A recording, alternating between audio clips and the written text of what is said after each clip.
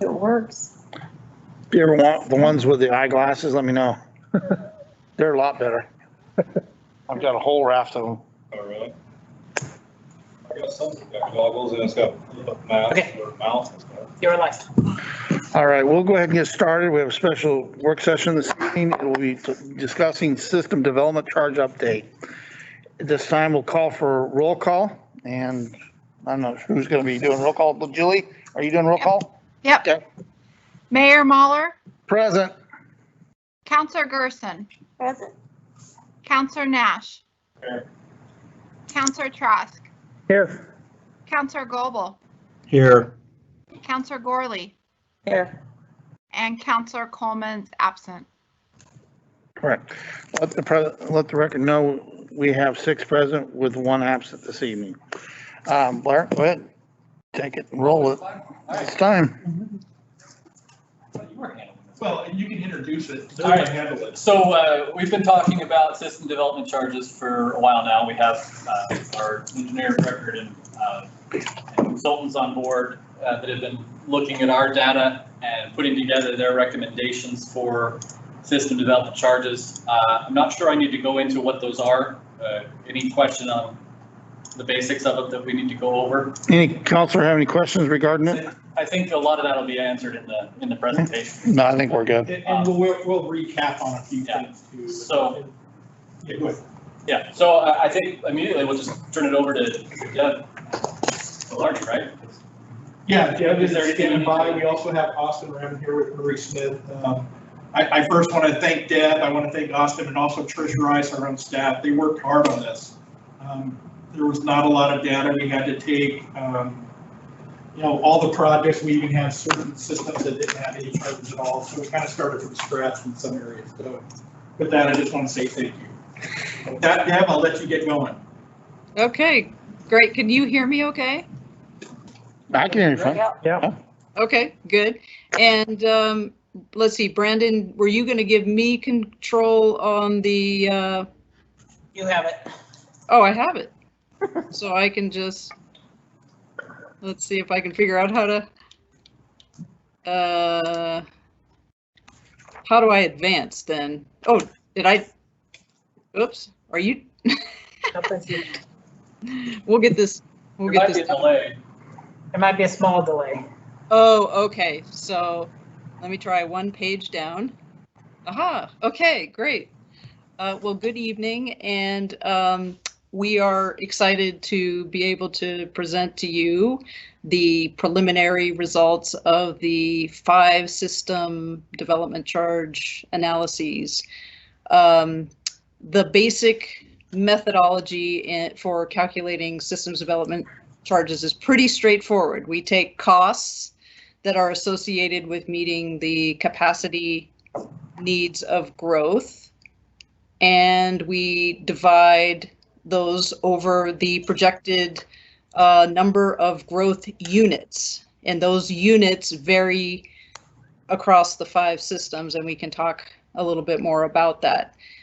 From there, we get a cost per unit to serve, and then as a development comes in, comes for permits, city staff then estimate what their specific requirements are related to those development units, and that multiply that by the cost per unit, and that's their SDC.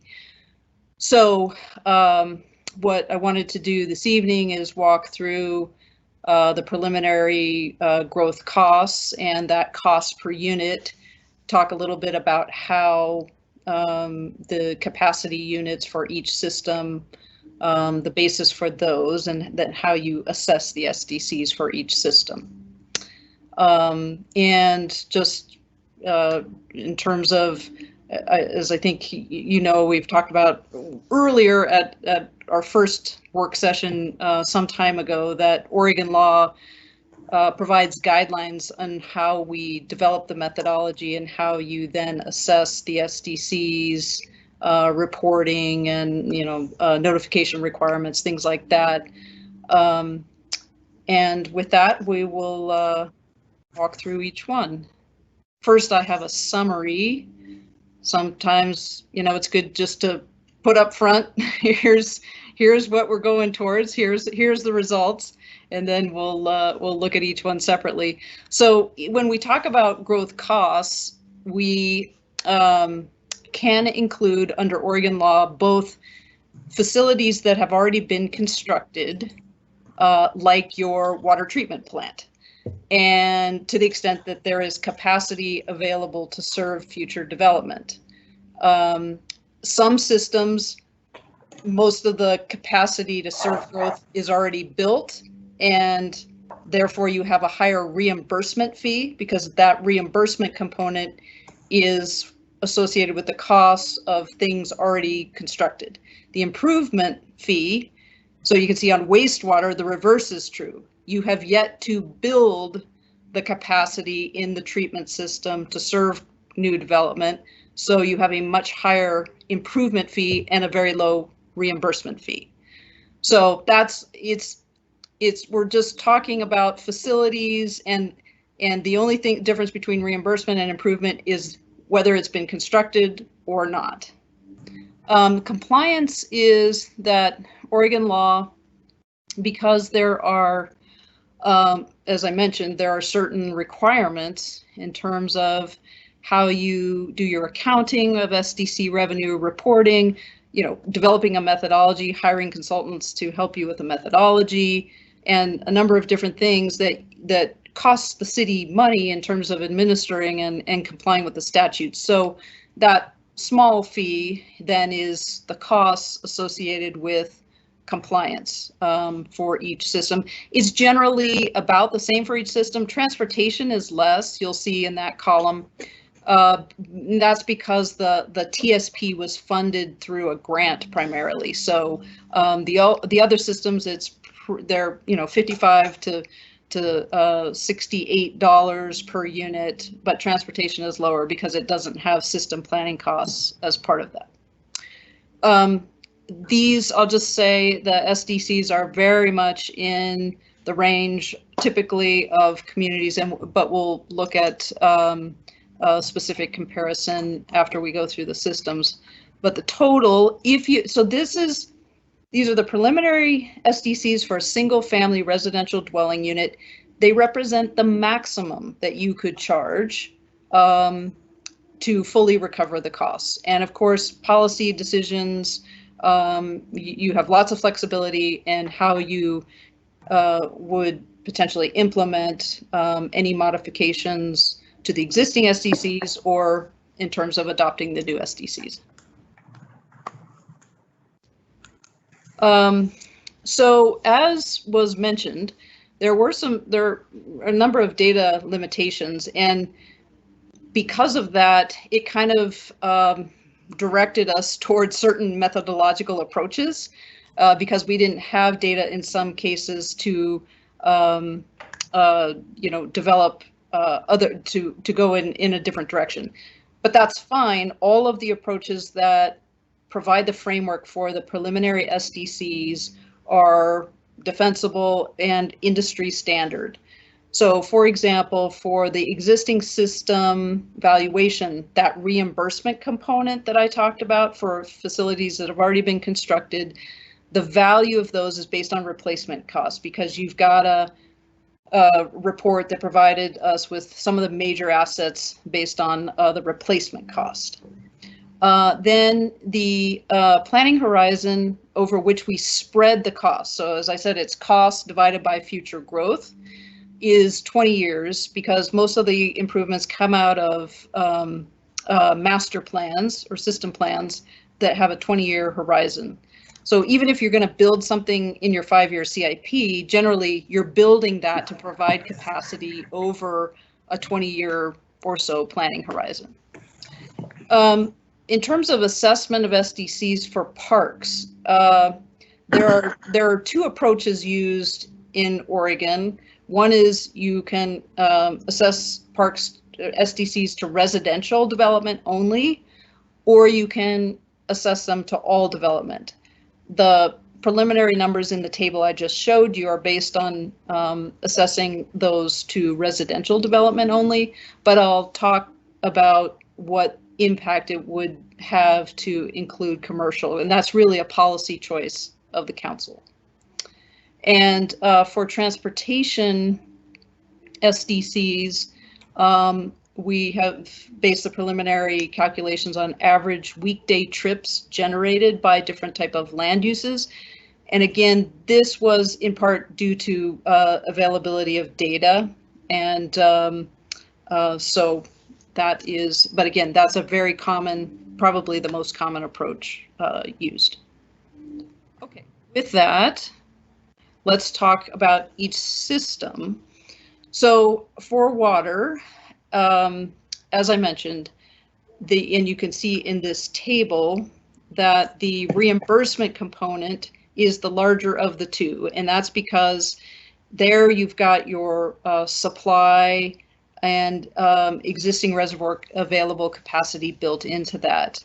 And for all of the systems, I worked with Murray Smith to evaluate what was, and Trish and staff to evaluate what portion of capacity was available in the existing system and would be utilized by growth within the planning period. So that 4.2 million cost basis number of reimbursement represents the existing facility value that we have estimated as being related to serving future growth.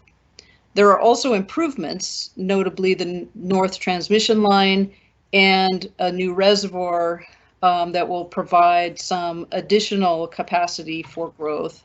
And so those are also included in the fee, and that's the 2.2 million.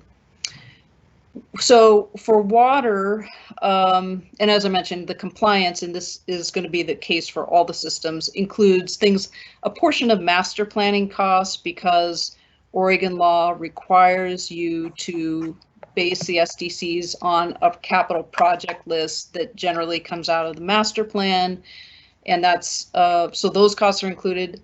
My time and Austin's time to assist with the SDC methodology, and then just some estimated administrative costs. And we assess SDCs, so you currently have water SDCs, and those are assessed based on the size of the water meter, because that's that represents the potential demand of a development. If you need a 2-inch meter, you're going to use more capacity than if you're a residential dwelling served by a 5/8 by 3/4 or 3/4 inch meter. So the numbers that are shown in the table, the per is for the base meter size that would serve a single family dwelling. And so you can see that the total is 4,947 and is comprised of those 3 components. Did you want me to stop at each one for questions, or would you like me to just go through all and then come back to questions? I'd say just go through all of them. Okay. All right, so that's water. For wastewater, same basic setup. In this case, as I mentioned, the wastewater, the big thing on the horizon is the wastewater treatment plant expansion. We evaluated with Murray Smith the different unit processes at the existing treatment plant, and with the exception of some aerobic digester and generator capacity, there really wasn't much available capacity in the system to serve future development. So growth will be paying for that next increment of expansion at the plant. And so that's why you see a very large number, close to 7.5 million in improvements for wastewater, and a very small reimbursement component.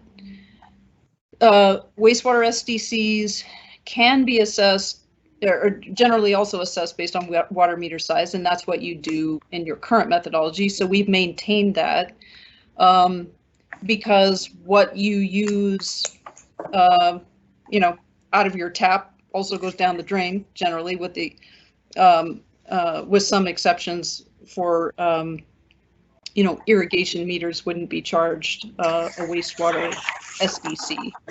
So the numbers shown in this table are based on a single family's smallest meter size. And in this case, it's 5806 is the total. For stormwater, consistent with other cities in Oregon, a much smaller SDC. Basically what we're trying to recover through the SDCs are proportionate share of existing storm sewer pipe that's already in the ground, and proportion the cost based on equivalent dwelling units. And then there are a number of storm improvements related to road projects that we've also included in the stormwater SDC. So you can see in this case that the reimbursement component is larger than the improvement component, and the total is about $1,300. So like your like fees for stormwater, it's based on impervious area, where an equivalent dwelling unit is estimated to be 3,200 square feet of impervious area. So that's what a single family dwelling unit would be charged, and then a non-residential would be charged based on its actual measured impervious area as it relates to an EDU of 3,200 square feet. So that's pretty standard. That's the standard approach used in the industry. Next up is parks. For parks, the improvements include a number of, just kind of performance upgrades, which do enhance capacity. Things at Ashbrook Clover Memorial, you can see them all listed here. We've netted out any costs that are where the city has anticipates potential grants, because SDCs, if you're not paying, the city's not paying for the improvement, if it's coming from external funds, either developers or other agencies funding grants, then we wouldn't recover SDCs for those costs.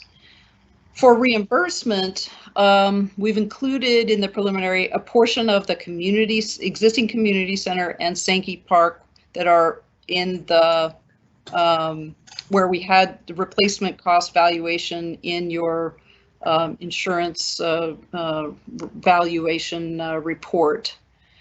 And again, we've included compliance costs. Here, as I mentioned, the preliminary numbers, the $788 shown in the table, which is a per person cost, is based on assessing to residential only. Oftentimes we think, I would say when SDCs first were implemented in Oregon, pretty much all communities assessed them to residential development only. But as SDCs have been in place, and I would say that methodologies have matured, and there's been a recognition that commercial or non-residential development also has a potential demand for parks separate from residents because of employees and visitors who come into the community and utilize the parks in, based on coming in to work and using a park at lunch hour, or sometimes even using parks to get to work. There are many communities who do charge to non-residential development, but it's still probably 50-50%, either or. So we've gone ahead and calculated it both ways. And it wouldn't be, because the non-residential component, even if you do include it, is generally pretty small. It would only reduce the residential SDC by about 6%. So, because it's revenue neutral, you would just be spreading the costs over a larger basis. You would include both residential development and non-residential, but the non-residential would be limited to just that portion of demand that we estimate to come from external non-residents as part of the employment base. So for, as I mentioned, so the demand unit is people, and then we assess the SDC based on estimated occupancy, and we can get that information from census data. And so it shows that the average single family dwelling occupancy is 2.543 people. And so we multiply that by the SDC per person, and you get an SDC of right around $2,000 if it's assumed to be residential only. And finally, last but not least, transportation. Transportation SDCs can include any kind of mode of travel. So your project list includes bike and pedestrian projects that are standalone projects, as well as widening of 24th Avenue. There's mill property street development and city match for a project at Highway 20. So in this case, one of the difficulties of doing this analysis separate from a recent or real current system plan, a transportation system plan, is just not really. It's difficult to estimate in some cases, particularly for transportation, what other funding sources are going to come into play, whether that be grants. So we have assumed some grants for a couple of the projects, a couple of the larger projects, but also developers, because when you're developing a new section and putting in various types of road improvements, some of that likely will be funded directly by developers, the local street equivalent, and potentially other things. Other things will be more the city's responsibility. So at this point, what we've just had to make some general assumptions about grant funding and developer funding for some of the larger projects. So you can see that and this is just an improvement fee, so that it's based solely on the project list that the city staff put together, and the growth costs total about 7.7 million.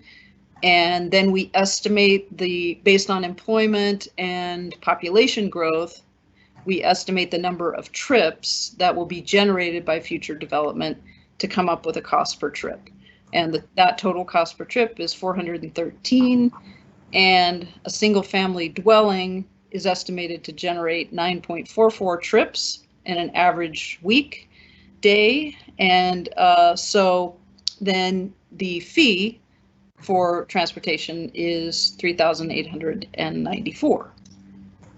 And that is, as I said, all of these fees are within the range that we tend to see across the state. This gives this chart, which you've seen before, which is based on 2018 data, shows that the average in 2018 was close to $19,000 total. Yours, based on these preliminary numbers, is close to 18,000. And so you're just below average. And most cities will adjust every year the SDCs for inflation. And so my guess is the average has increased by 5% or more. But these were this was the most comprehensive survey data that we had available. So it gives you a sense that you're really, really low now, the lowest on the chart, and that not surprisingly, based on updated project costs, replacement value of existing facilities, you would be, just below average. So that is if you were to implement the full cost right away. So one of the main policy questions will be, how you want to implement the revised fees. Then there are things that come into play as you put together ordinance and resolutions about, do you exempt affordable housing, or any, are there any other city policies that you would want the SDCs to reflect? and phasing or discounting the maximum allowable, but understanding that if it doesn't come from the SDCs, it's got to come from somewhere else to make these improvements implementable. For stormwater, there can be impact reductions if someone does something on site that's above and beyond the development requirements that would reduce their demand on the system. So there are some of those sorts of things. And then there are the state law requires you to give credits on the SDCs for construction of improvements. So if we've based these SDCs on project lists, which if a developer comes in and builds something that was on that list, then that means you can give a credit back rather than collecting the full SDC to reimburse that developer for the improvement. There are you have flexibility in how flexible you want your credit policy to be, and whether you allow them to transfer to other developers, those sorts of things. But those are more implementation questions. So that was the presentation that I had put together. Just some of the other things that in terms of the process is, as I mentioned, there need to be some changes to your ordinance and some policy decisions made associated with that. And then some decision about, what other stakeholder engagement or involvement you would want in terms of builders, developers in the area. And then before anything could be adopted, you would have to issue a 90 days prior to the public hearing to take action to adopt the methodology and the new rates. You would need to give 90-day notice to interested parties, which is generally the chamber and developers. And then we would have to have the methodology documented and available for review 60 days prior to the hearing. So factoring that into the implementation calendar. With that, I'll turn it back over. All right. Any questions or concerns? Any questions of counselors? Counselor Goble, do you have any questions? I have none. Okay. I think one thing that's important to keep in mind is that the engineering figures are what's allowable by law and what the data supports. There's still the policy and political decision that you all get to make of exactly where we're going to end up. And I think there's options for you. There's options for the city. Again, like as she said, we do have a long notice period that we need to give and some outreach to do, but there's time all along there to have these policy discussions. Well, obviously, $1,839 is pretty low. But I guess the question for the counselors would be, how aggressive do we really want to get? If you want to go for the full gamut of about 18,000 versus, I was noticing Lebanon was like 15, where do we want to fall into? And you have to remember that maybe some of those SDCs might be a few years behind in projects as well. I mean, Yeah. you're making assumptions, right? Yeah.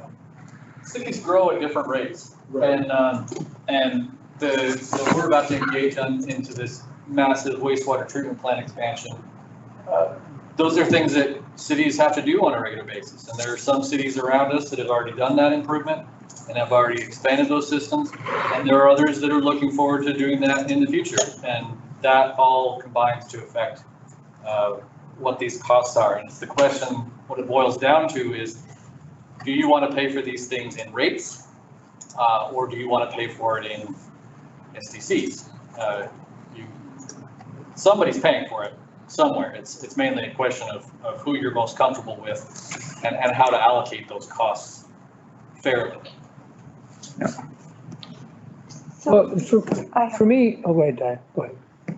Go ahead. Councilor Gerson. I have a question. So do we consider each of these things separately?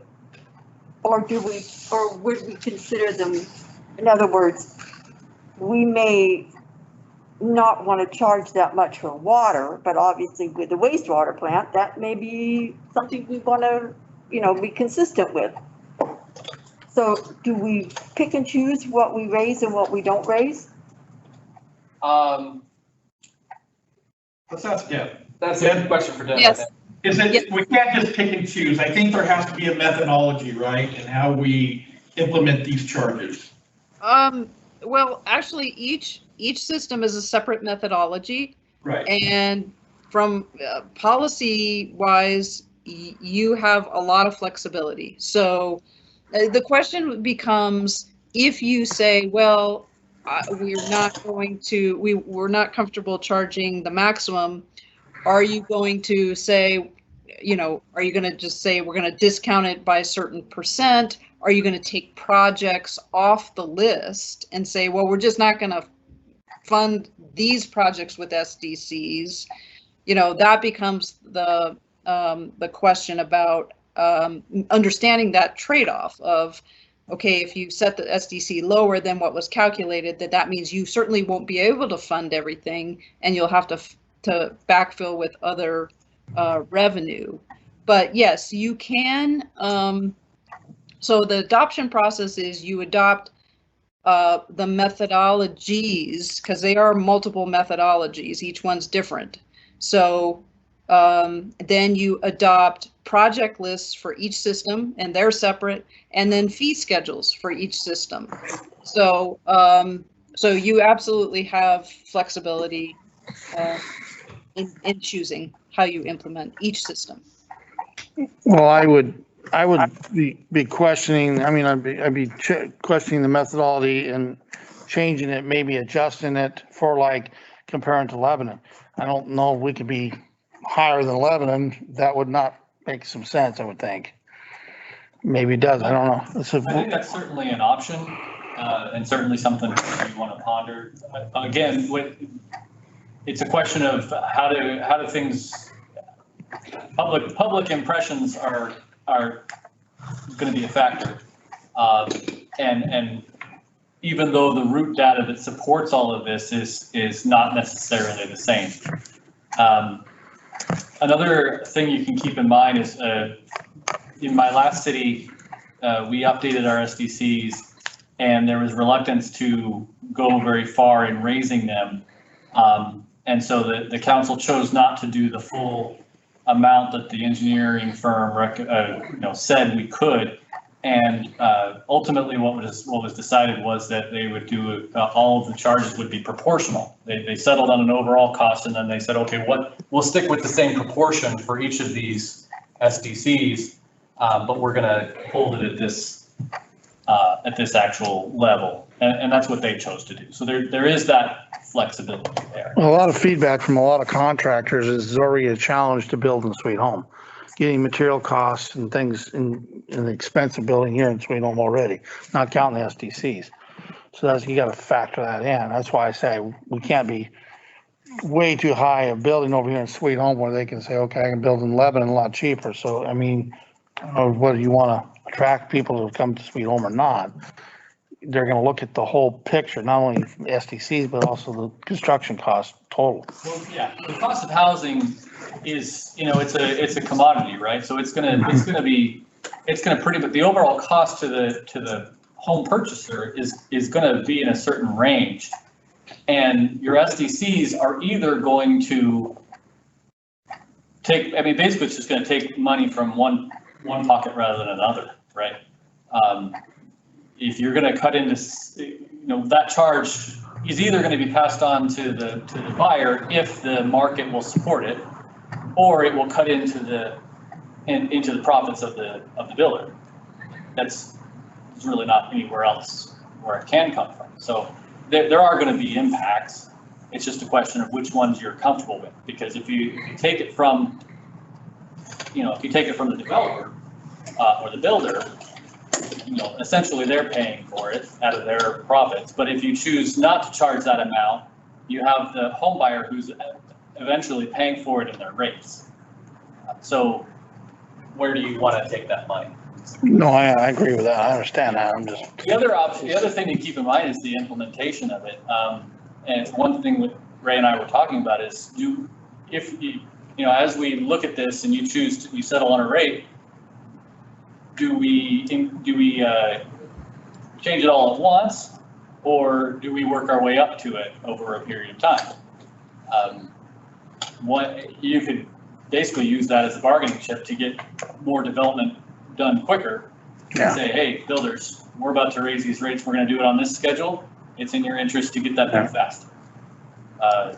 That's something to keep in mind too, I suppose. Can I add something about Lebanon, just because that's of interest? One of the reasons theirs are lower is their transportation SDC is quite low right now, and they have just begun a process to update that SDC. So I can assure you that their at least their maximum allowable will be increasing probably significantly because they just completed a TSP, and so we're updating their transportation SDC to reflect a pretty expensive project list. Of course, the city will have the same decisions to make that you all are facing with respect to once we calculate those numbers, do they implement that at the maximum or phase in over time? But I would say within the next 6 months or so, there's the potential for some increases there.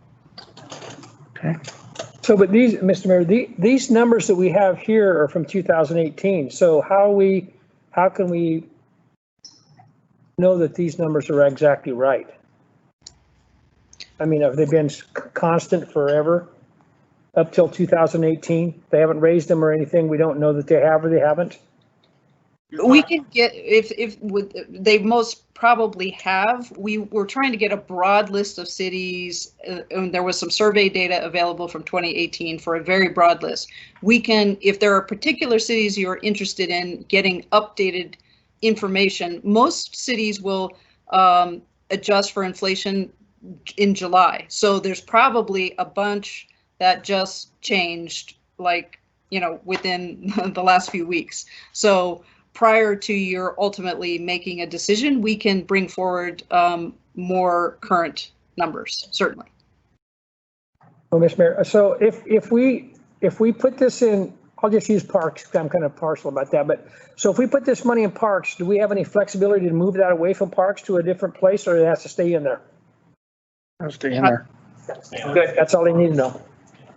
But I think that, I don't think we should remove a category. I think we should keep all 5. Yeah. But adjust the methodology so that a little bit of money goes to each one of them so that we can move forward. I don't know to say we should drop one off. I think it was mentioned a few minutes ago. Oh, okay. Yeah, I would definitely recommend going with all 5. Yeah.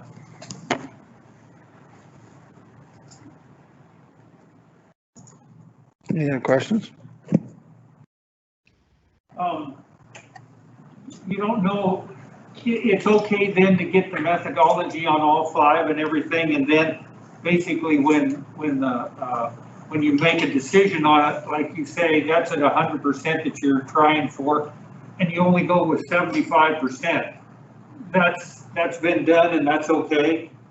Correct. Yes, the methodology is separate from the actual fee level. It establishes the maximum, and then so you can adopt the methodology and just say, okay, this is our methodology, this sets our maximum, and then have by separate resolution you set your fee schedule and your project list, and you can say, however, this is how we're going to phase it in, or this is what we're going to charge, that kind of thing.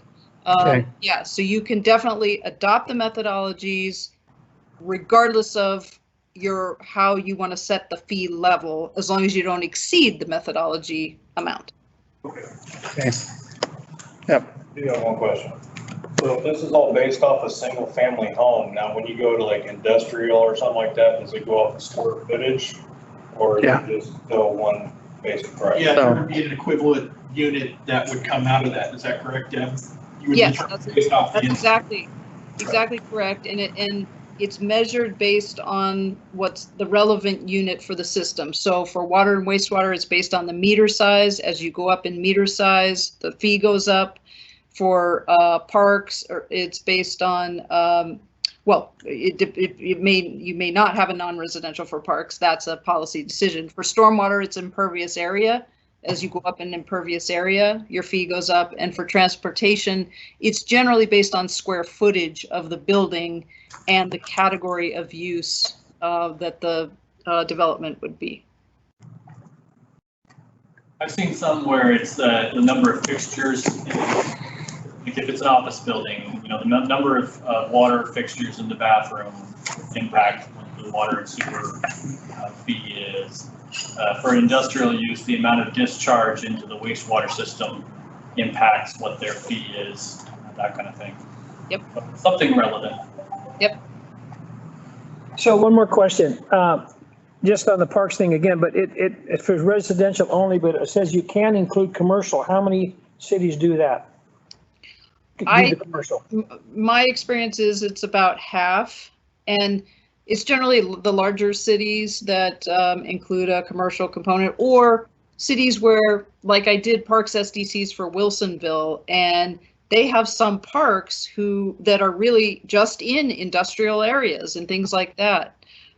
So they definitely have a non-residential component.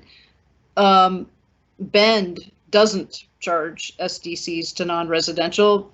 They feel it's appropriate to, only charge to residential. So it's really, I'd say it's about 50% that include, and it's really a policy decision.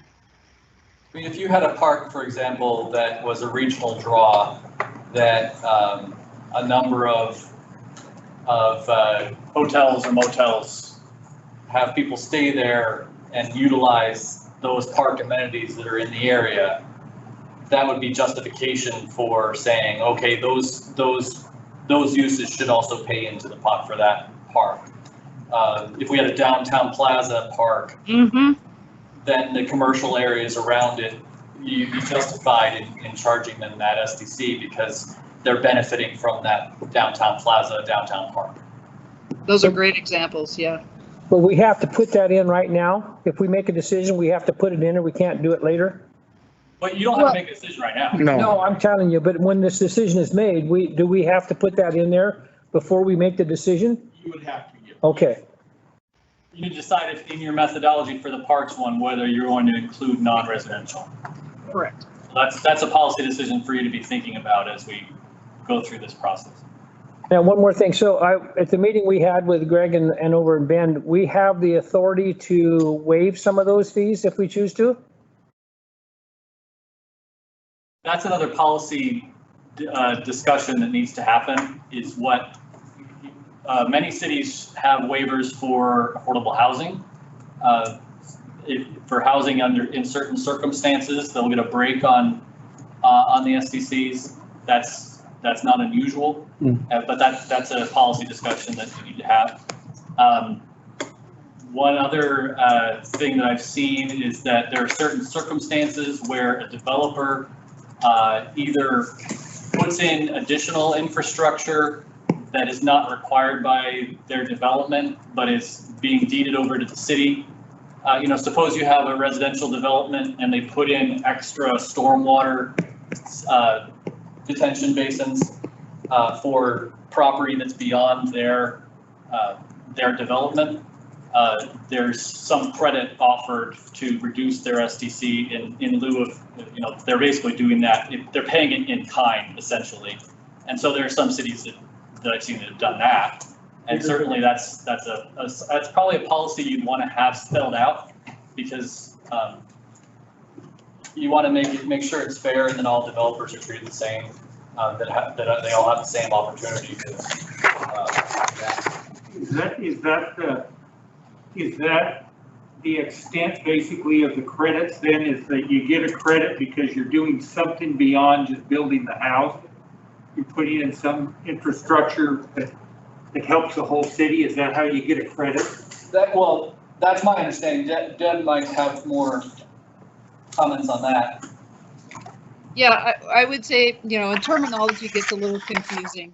I would, there are waivers, which is you are waiving the SDCs for development that meets a particular criteria because, like affordable housing, there are credits, and in the law, credits speak specifically to basically reimbursing or offsetting developers who put in infrastructure that is oversized, that's beyond what's needed to serve their development.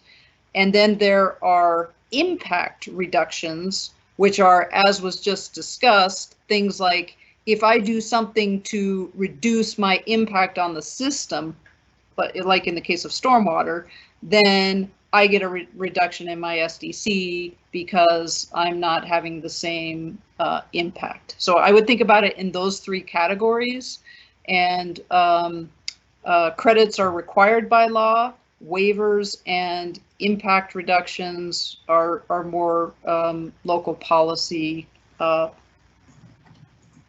questions.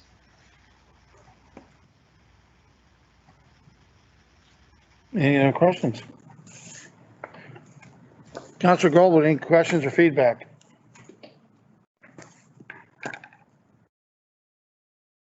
I have none. All right. Any other questions? If not, I'll take one. Deb, so what's, real quick, as we're winding this up, what is next for Sweeto? So council kind of understands where we need to go with this. Well, I think that we,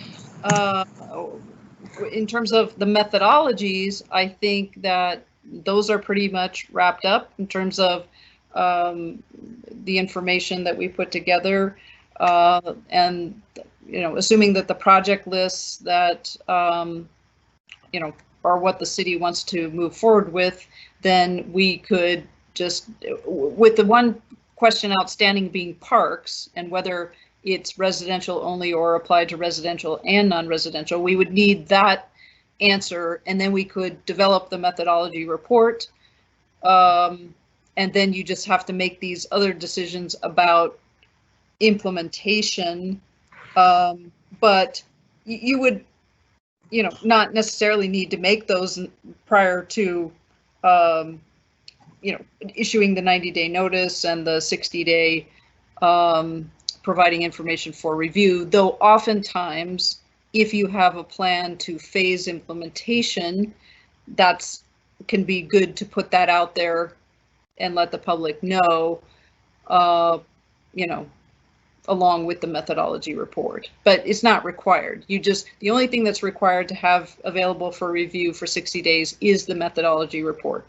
So once we know about the parks question, I think we have enough to move forward with the documentation, and then you could set your public hearing date and have additional discussions on how you want to implement between now and then. Does that make sense? If I might suggest for council, I think you have some questions about surrounding cities and where their rates are at now. We need to answer the parks question. So my recommendation would be that staff goes out, gets that information gathered for you, brings it back to the next regular council meeting, kind of presents that, lets you all converse and kind of make a decision on which way you want to go officially, and then we can start providing notices and getting the next steps in place. I kind of would like to see some of the other cities' methodology and some of the rates, like surrounding area, not just Lebanon, but Staten and Philomath and we'll take Silverton and that was in the slideshow that Deb had. We'll update that list to the best of our abilities. We'll highlight ones that we can't, but we should be able to call around and get those lists. We'll get that ready for you for the next council meeting, and we can go from there. Sounds good. I think there's a lot of communities that are closer to our size that aren't on that list. We'll make sure we put our comparators that we've used multiple times for salary studies and everything else in there, so that you can see those as well. Because we're not like Oswego. Most definitely. Yeah, and we don't. We're getting close. We don't need to invest in. money, yeah. Yeah, we didn't go there. We'll give you our comparators in one slide, so you can see that information separately, and then, we'll give you the others as well for kind of local based, what's our price. I think you would come to a squelching stop if you compare to Westland. All right, if there's no other questions, we will go ahead and close this special meeting tonight at 6:24. Thank you. Thank you for your presentation. Thank you.